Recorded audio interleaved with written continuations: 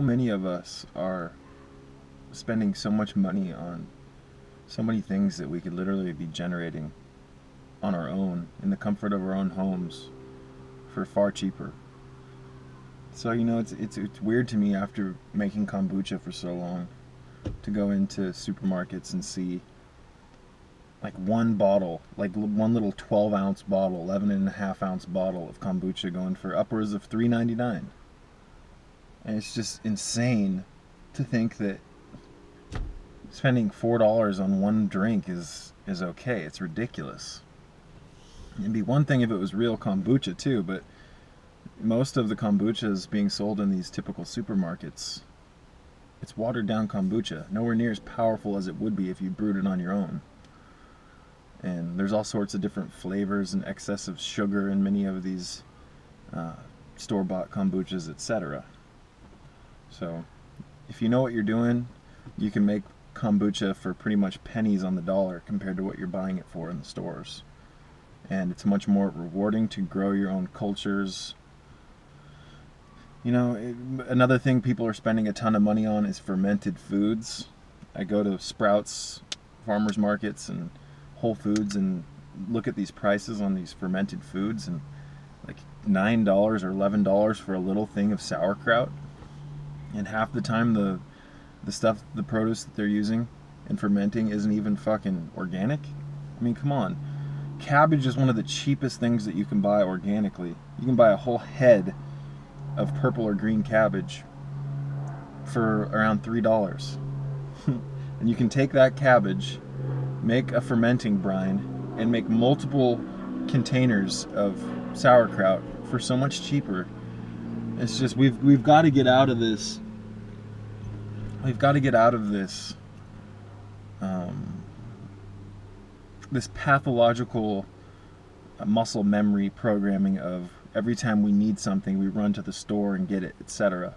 Half the stuff that people are buying at the stores could be grown in the comfort of their home, in their own backyards. People could be creating their own gardens and getting their hands into the dirt and becoming more agrarian.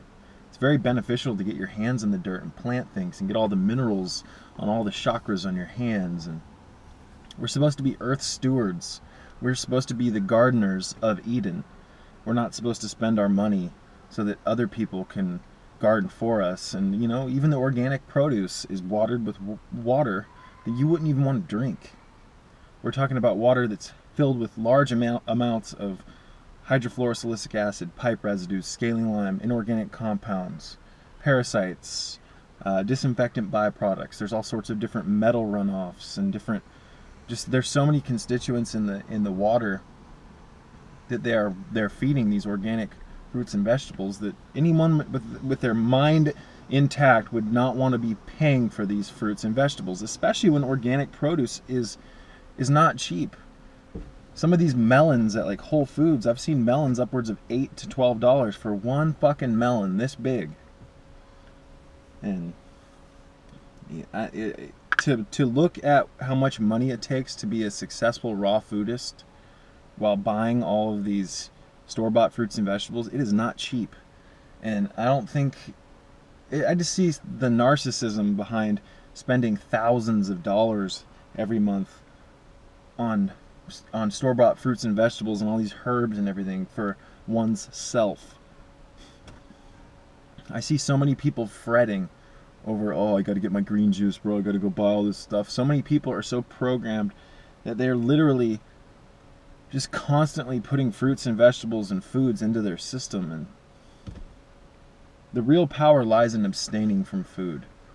And I don't think a lot of people are going to be able to, first of all, realize that and even understand it. You're not going to understand that less is more and that fasting is where the key is to health unless you begin applying that principle to your life. So after years of experimenting with green juice fasting and like even lemon water fasting and cayenne pepper fasting, I've given it all up and I've gone right back to the core of what's necessary for healing, and that is water fasting. Just like in the Sing Gospel of Peace, Book 1, when Jesus says, "The only way to clean thyself is to invite the angel of water into your body and pray that the angel scrubs you clean of all of your unhealth. There's a part in that book where Jesus compares fasting to cleaning a dirty shirt in clean water. It takes time. The first rinse, you get a lot of the dirt off, but there's still more. And you got to empty your water and put clean water in, and then you've got to scrub more of the dirt off. It takes time to untether all of the fetters and attachments that have been clung into our body, and there's so much toxicity in the body it would make the average person's head spin. And I hate to tell you, but constantly putting green juice into your system and refusing to water fast, it's not smart in my opinion. It may be smart if the fruits and vegetables were homegrown and grown with quality water and in rich microbe dense fulvic acid rich soils, but they're not. So damn, I mean, many people want to eat healthy, and they get into the green juice thing and they start drinking organic produce, not knowing that this produce contains all of the negative elements in the water that it was fed. So produce is only as good and healthy as the water that you feed it, and produce sure as hell is only as healthy as the soil that you grow it in. And those are two things that are missing out here in the land of the dead, in the agricultural matrix. The soils have been depleted and robbed, they're weakened, and the water is horrible that they're being fed. So those are two big sore thumbs right there. Not only that, but the air around these plants filled with chemtrail, geoengineering aerosols, brake dust, all sorts of different garbage. So, in my opinion, the greatest way to unplug from the toxicity of all this bullshit, even in the health food, is to start generating your own clean water, praying over your water, inviting the angel of water to come into your life, asking God to open the way for you, the Christ energy, so that you can begin applying and experimenting with fasting. Because I do believe that if you begin experimenting with fasting, such as intermittent fasting, you will be able to feel and see the power of this technology. And yes, fasting is a spiritual technology. And if you do experiment with this technology for long enough, and you are bestowed and blessed with the gifts of fasting, I do believe that once you experience these things, you will want to continue your experiments with fasting, just as I have. So in a matrix and in a time and period here on earth where people eat way too much, I'm here to attempt to break people out of their television-induced comas and make them think about what it is they put into their mouth and into their goddamn stomach. Because you have to be careful what you eat. You have to be careful what you eat, or else you can dig a grave with your teeth. So, again, many of the things we're buying and spending tons of money on can be generated at home. You can grow your own cayenne pepper plants at home and have cayenne pepper that is actually raw and uncooked.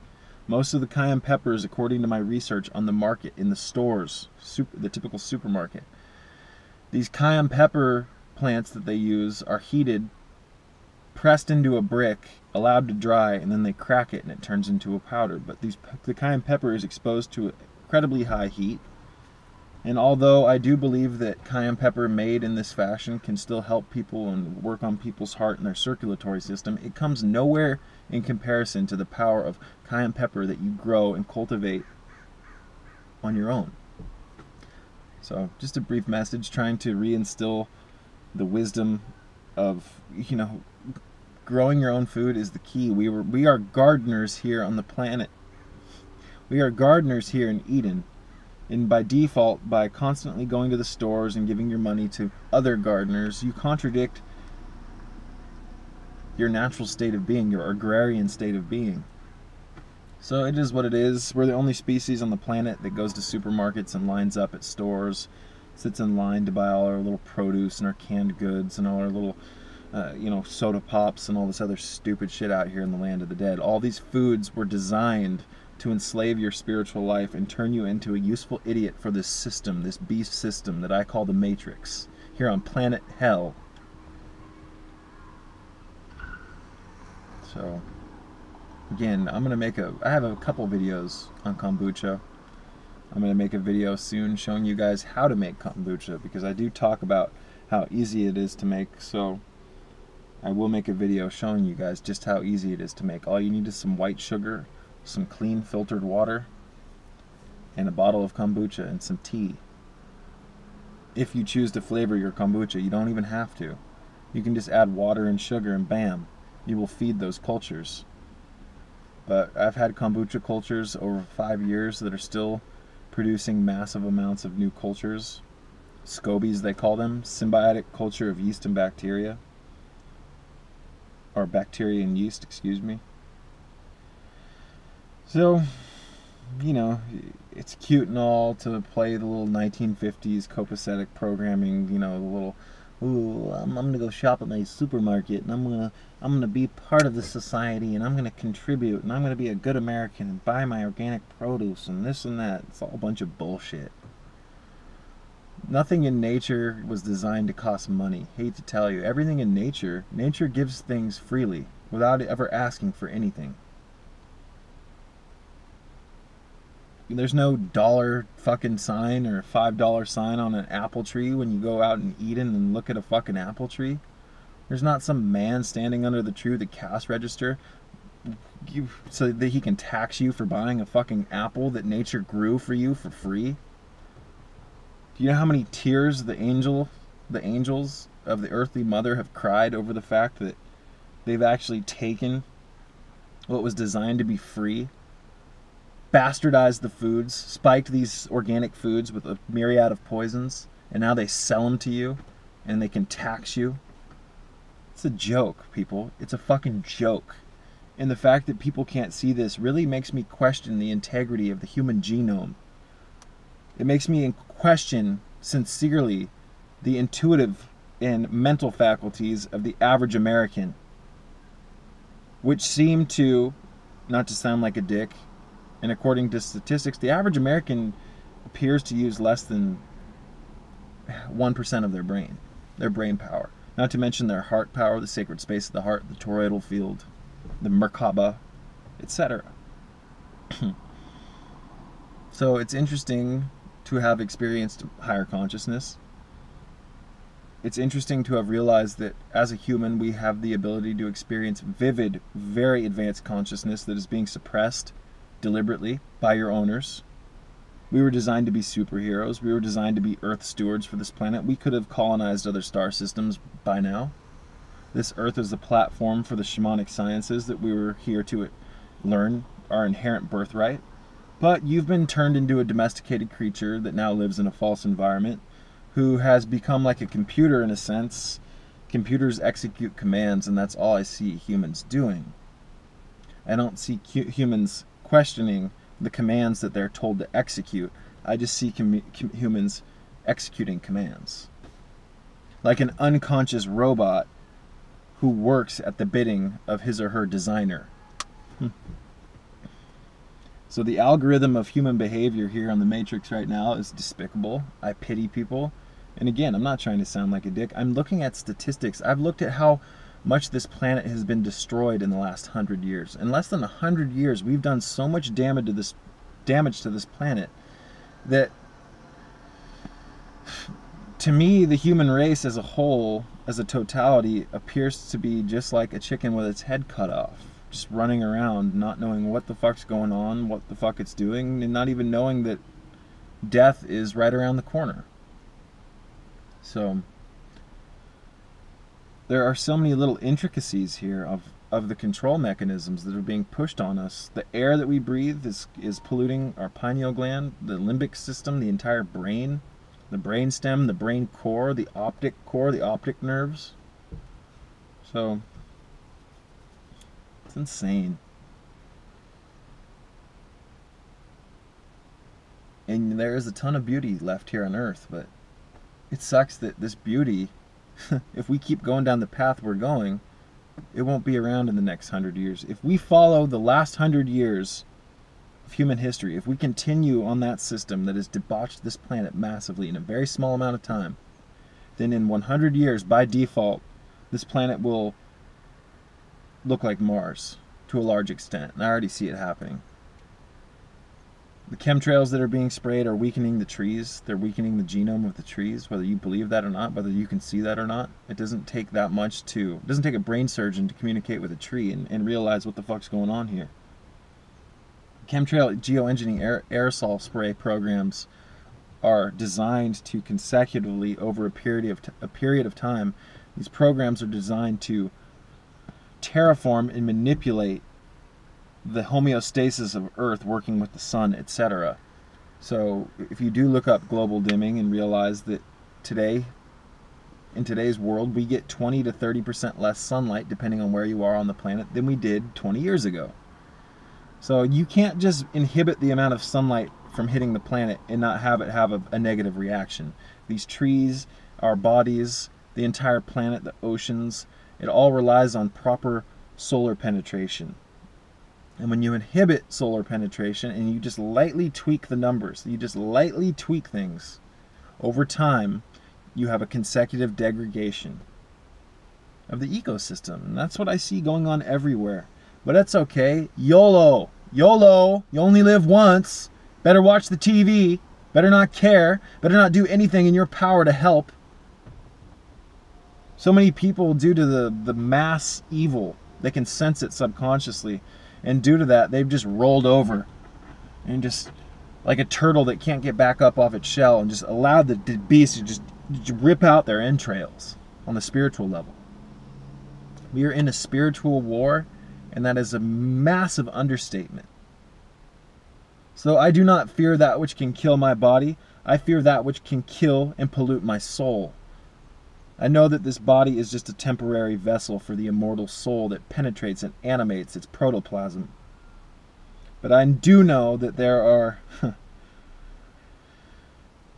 are some very evil forces in this universe that work to pollute, degrade, confuse, manipulate, terraform, and debauch the human soul in its trajectory, its flight path, through the dimensional totality of the soul's path. Hope that made sense. But just a brief video here in the land of the dead. I hope that this message can inspire you to question your day-to-day algorithms. I hope that this message in my channel can help inspire you to question who it is you're giving your money to when you go and you buy these organic foods, etc. I hope this question, Jesus, I hope this message in my channel can help inspire you to start a small garden, to get your hands into the fucking dirt. I hope that this message in my channel can help inspire you to strengthen your connection with the Kundalini, to strengthen your connection with the Uraeus, with the motherly energy. I hope that my message in my channel can help inspire and motivate you to reach out to the Earthly Mother's angels.